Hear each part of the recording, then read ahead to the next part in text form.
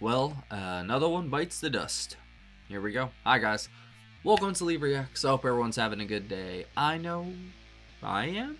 And we are back with Mr. David Bowie, Sir David Bowie, and it is the end of this album. The Man Who Sold the World. 3 tracks. You Shook Me Cold, The Man Who Sold the World, and The Supermen. Those are the last 3 tracks on side 2. And that's it. It's a wrap on another album. We are burning through these. So if you guys have any suggestions for what we should do next for an album, leave it down below. Like, these aren't request videos. I do these on my own volition because he is a fascinating artist. And this album has been hardcore, bro. I love the hard-edged metal sound. It's so cool, man. They really went for it. Mick Ronson and Woody are just fantastic, bro. So is Tony. Tony's been killing it this album. I'll be linking my playlist up there if you want to go watch the rest and all the rest of my many David Bowie reactions. Go right ahead. Alright, don't forget to subscribe, leave a like, and maybe a comment too. And yeah, double check if you're subscribed because YouTube is on some chagrinery right now, and apparently people are getting unsubscribed from my channel, so just double check for me if you don't mind. Alright, here we go. You Shook Me Cold by David Bowie. 3, 2, 1, go.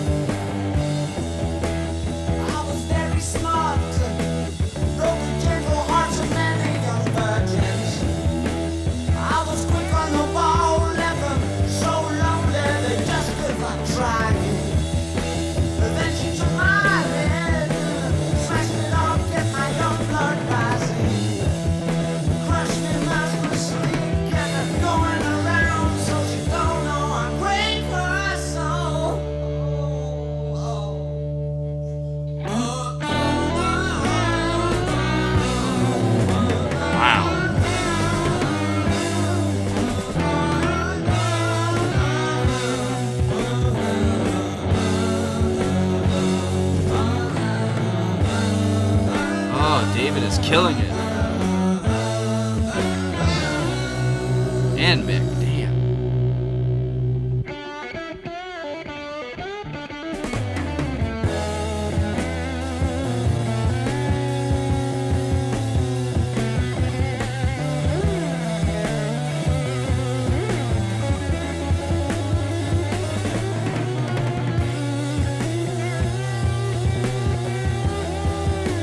(1971).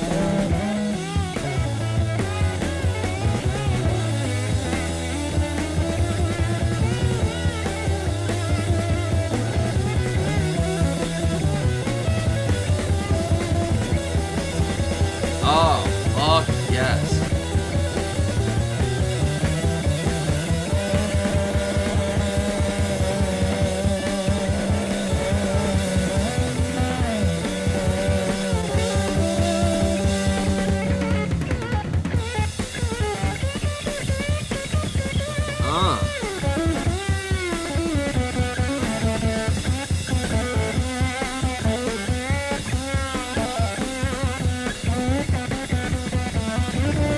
It's a double Mick attack. There's Tony.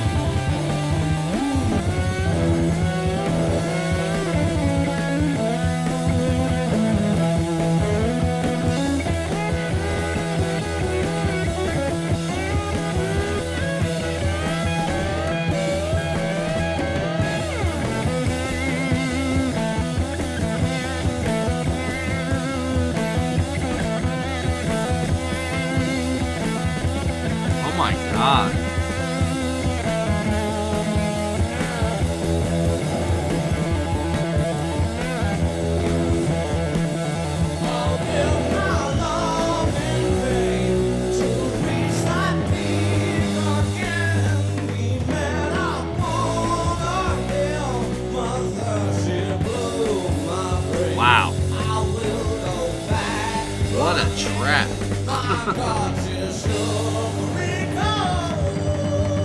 Oh, it's...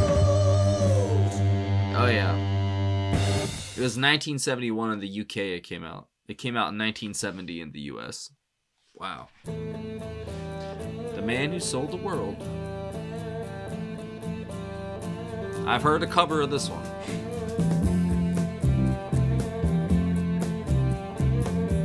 We passed up on the stair. We spoke of was and when. Although I wasn't there, he said I was his friend, which came as some surprise. I spoke into his eyes. I thought you died alone a long, long time ago. Oh no, not me. I never lost control. Your face took place with the man who sold the world.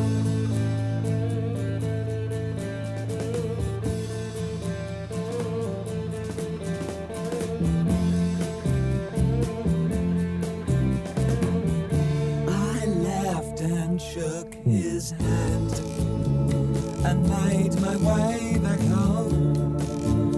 I searched for foreign land. For years and years I roamed. Woody knows what he's doing with that thing. I gazed a gazeless stare at all the millions. If that is Woody. We must have died alone a long, long time ago. Who knows? Not me. We never lost This version, or this original, is so different than the cover. with the man who sold the world. This one's way more subdued.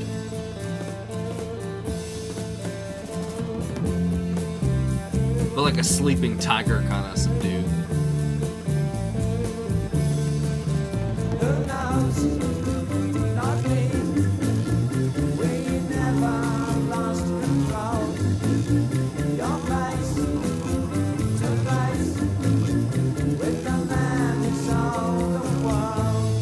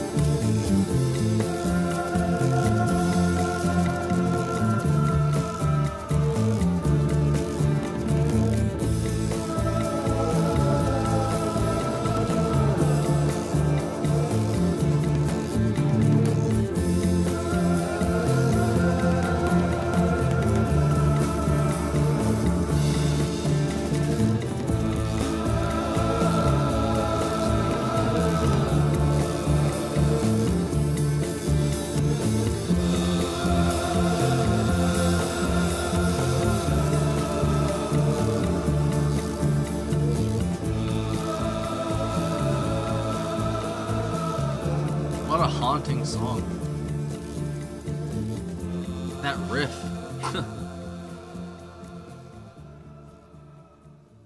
That felt like a dream. That was so strange. Very different than the Nirvana cover I know.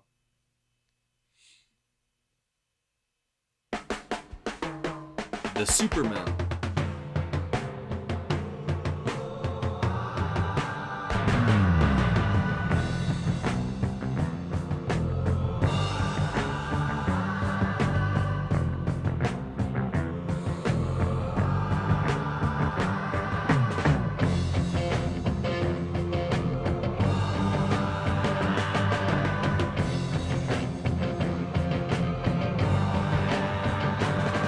When all the world was very young, a mountain magic a heavy hung. The Supermen would walk in file, guardians of the loveless isle, and gloomy browed with super fear, their tragic endless lives could heave nor sigh and solemn perverse serenity, wondrous beings chained to life.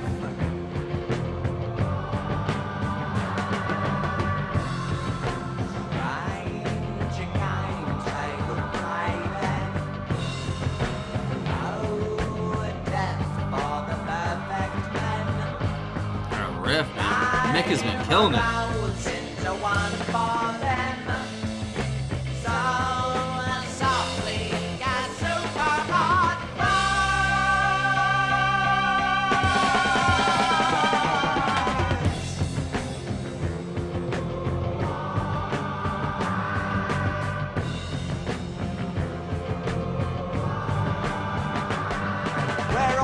That's so crazy. This was recorded in like 1970. Maybe 69 or something. Joy, no power to write, colossal strength, the grasp of fate. This sounds like it's from the 80s. Tossed in slumbers, nightmare dreams, no mortal mind could hold. A man would tear his brother's flesh, a chance to die, a turn to mold.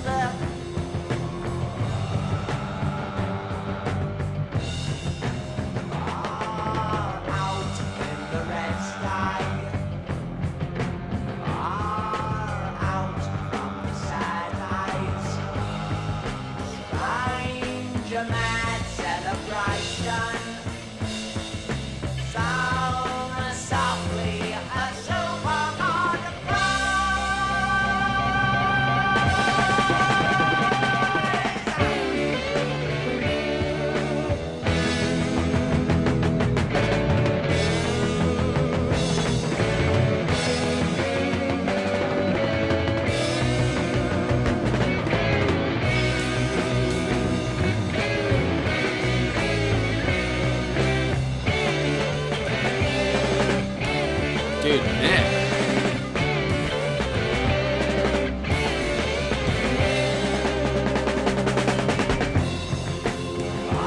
This is truly visionary stuff. It really is.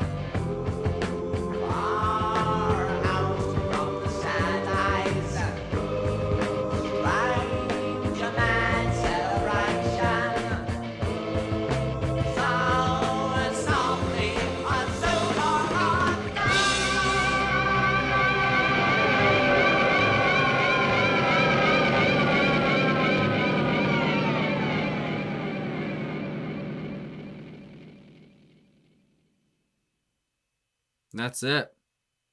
Wow. I've noticed something. Well, I noticed this a while ago, but I don't know if I brought it up yet. I noticed this with Peter Gabriel too. They both seem to be trendsetters, not like chasers. They seem to be the ones who kind of shape almost the zeitgeist of what the future of their art and their genre is going to be. Because he's in spaces here that really don't even exist in this time when this came out. You know, this is especially in that last one, and She Shook Me Cold. The second one, The Man Who Sold the World, I could believe is from this era, but the first and the third song that we just listened to there, and honestly one or two off of the first side, man, he is way ahead of his time, at least with like the heavy metal sound almost. I wouldn't, not heavy metal, you know what I mean, but that heavy hard rock sound that's almost metallic sounding. Like it really is. Like they really did. I don't know, man. I bet a lot of people take a lot of inspiration from this album. Like artists that, you know, came after, you know, this album. I see why. Like this is foundational stuff right here for this genre. I mean, like they're basically cutting through a forest with a machete, basically. That's what it is. I mean, like they're just, all right, we'll do it ourselves then, you know?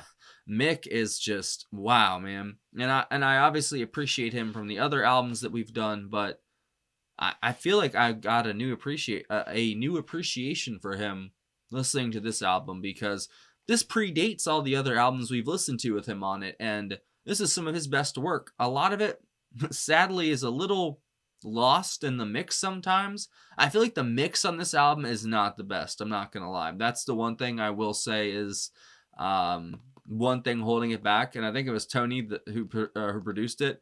There are moments of brilliance in the production, but there's also moments where I'm just, you know, left scratching my head why this is lower than this, you know. But that's what the album they mixed. I'm not gonna, Monday morning quarterback it, but that's the only thing that I would say that even comes close to me griping about something, to be honest, because it's music. It's all subjective. People are gonna like what they're gonna like. I liked Horse Latitudes by The Doors. You know what I mean? Like, that's a out there song. You know what I'm saying? Like, everyone likes different things. And there's some songs that you guys all like that I maybe am not a big fan of, compared to you guys. It's just how it is, But these 3 songs are a really good outing for Bowie, The first and the third are kind of like the barn burners, kind of heavy rockers, but also a little bit of introspection there in that last one. But You Shook Me Cold, man. Oh my God. I was not expecting that. I was honestly thinking that Man Who Sold the World, was going to be the one that like really grabbed my attention. And it did, but it kind of just, it felt like I was dreaming it or something. It was very strange. A strange feeling it gives you. It's almost like it's a song from like another like parallel universe or something. I don't know. It just doesn't feel right. But not in a bad way, It's just like there's something just strange about that song, I don't know what it is exactly. I can't really put my finger on it at the moment. I don't know if it's his vocals, like he's double tracked or whatever, and he's kind of doing 2 different voices. I don't know if it's like the strange almost circular guitar riff that he's doing. I don't know what it is, but there feels like there's a lot more to it than you're hearing. I can't really articulate it better than that. Like there's a lot more happening in that song than you actually hear, and I don't know, but it just leaves you with this kind of like unsettled, like what just happened, like lost time kind of feeling. And I've had that before. Oh my God, don't get me started on the lost time. Oh my God. Oh. And that's not even like a drug thing or anything. That was just, man, I just attract strangeness. Like I really do. I was just gonna say strange, but then I added ness because it's very true. Both strange and strangeness. It just follows me. But yeah, I've had some missing time before, and that's what that song kind of felt like. It's kind of like what just happened, But it's definitely an iconic track right there because I've heard the Nirvana version of it, obviously, but I don't know. As like a rock song, I might like to just like jam out to. I might like Nirvana's version better, but like in every other category, I like David's better. That wasn't like a rocker kind of song. That was a very introspective, melodramatic kind of like moody song at the same time, I don't know exactly what the lyrics are about, it's the title track of the album, The Man Who Sold the World. I don't know if that's like a capitalism sort of, I don't know, thesis, whatever. I don't know if it's like a deconstruction of, markets and stuff like that, or, just greedy people in general. I kind of got some, dare I say it, religious vibes from this, not from this whole album, not this song in particular, but there was some, with Savior Machine and stuff like that. There was definitely, I don't know, he's definitely saying something. I'm just not exactly, I got the feeling right, I know what he's saying on the inside, but I can't really articulate it very well. But it definitely has a lot of critiques on a lot of things, and I think that's good thing, because this is coming out of the counterculture, technically, because this is probably written in 69, 70, I'm guessing, came out in 70 and 71 in, 2 different countries, basically. But I don't know, man, like David is just a visionary, bro. And that riff, like from Mick, man, like, I don't know, dude, like in all 3 songs, he had a riff that was just like, oh, Mick, chill, dude. And then of course, Woody is always going to do his thing, man. Man, and it sucks because I've listened to so much music, so it's really hard for me to say, oh, he's one of my favorite drummers, because I don't want to keep saying that but it's true though. Like I listen to him, I'm like, oh my God, I love this dude, and then I listen to the next song, I'm like, oh my God, I love this guy, he's so good. It's really hard to keep up with. I'm not even gonna lie, it's so many people, and they're all so damn talented. Like you guys have had all this time to listen to this stuff and digest it, and then like not listen to it for 10 years and then come back and listen to it, and you're like, oh man, I forgot about this. This is my first time hearing all of this stuff, and I try my best to just, give you like a a quick recap of what I heard, what I thought I heard, what I think it is, you know, what I liked, what I don't like, you know, that's all this is really. I try my best at it, but I'm not going to please everybody, you know. I obviously angered somebody over at no, I wouldn't even say that. I might have fallen afoul of this platform for some reason. I don't know why exactly. I don't have any proof to back this up, obviously, but there's also other things going on in the world. There's only so much screen time, and the algorithm, since I have like a copyright strike down for some old ass video still, they kind of like put a cap on your views. I've noticed. Like I used to basically 3 times the amount I've been getting right now, but then one video from like 4 or 5 days ago will pop, and then it just starts getting hella views. Like I don't know if it's like the algorithm's messed up or what, you know, but it doesn't really matter. We'll get through it. Like I said, I've gotten through worse. It'll be okay. Out of all the songs in this album, Savior Machine, She Shook Me Cold, man, I don't even know, bro. That's hard. That was a really good album. It was kind of like an up and down album. It's got points where I'm like, okay, you know, whatever. But then there's points where I'm like, oh my god, like it's like revelatory, bro. The Width of a Circle, Savior Machine, and She Shook Me Cold. Those are my three favorite songs from the album. But I really did like The Man Who Sold the World too, but I feel like I have to listen to it again. Like I know the song note for note basically because of Nirvana, but at the same time, their version, David's original is so weird and so different, and I was not expecting that. I'm not gonna lie. That was quite an experience, and I kind of want to just hit play again and play it again, but this video is already 22 damn minutes long, so I probably should get out of here. Thanks for watching, guys. I really appreciate it. Once again, this has been a fantastic album from Mr. Bowie and company. It doesn't matter if he's with Mick or whoever he's with. It can be all the way up to like Station to Station or this album. It don't matter. This guy is just on the top of his game. I know there's some points that he hits apparently, you know, in his catalog that aren't his best, but still, David Bowie's not best is still way better, I think, than most artists. So, you know, this is definitely, I don't know. I can't say this is one of his best because I haven't heard enough yet. But some of the tracks on here are some of my favorites. I will say that of this entire catalog that I've heard.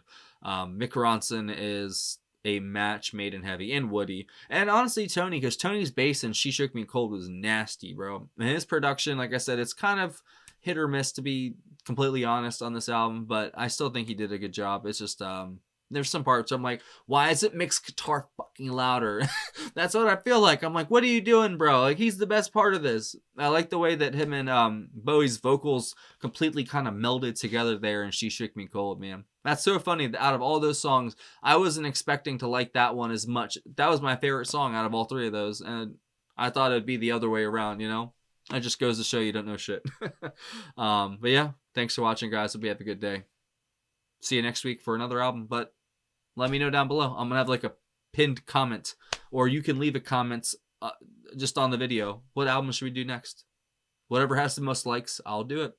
And use the word 0 in your comment, and I'll know that you watched this far. And honestly, I'll know you watched this far because you're posting what album to do. Or did I say that at the beginning? Damn it. There you go. So I'll make sure I really do your album if you put 0 in your comment. There you go. See you later. Hello. If you're watching this video, that means that you have been selected to become a member of our Patreon. There's a link for it in the description if you'd like to come join us. You can get 1 free request a month if you join the $15 tier or up. There's multiple tiers if you want to do more than 1 request a month. I've got like album sides, concert reaction tiers. It all depends. If you join, there's a thread that'll say like, you know, whatever month it is, Patreon thread or request thread. You can just put your request on there. If you want to make yourself feel better, you can also send them to me on a private message on there if you want to chat or whatever. It doesn't matter. Whatever you want to do. And if you want to send a request or a tip in via PayPal or Cash App, there's also a link for that in the description. See ya.